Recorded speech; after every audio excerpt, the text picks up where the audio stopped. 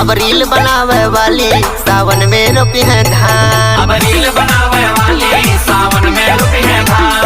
हाँ रील बनावे वाली सावन में रोपी है धान। अब रील बनावे वाली सावन में रोपी है धान।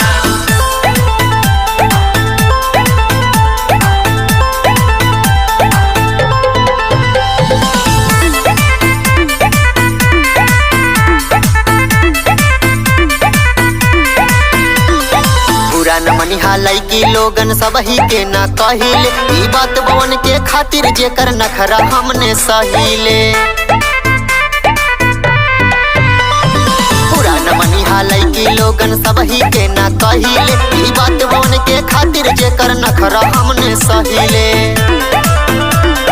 ऋतिक सलेंदर नीरज केहू के करी है नायब मान, रोहित सलेंदर अर्पित केहू के करी है नायब मान।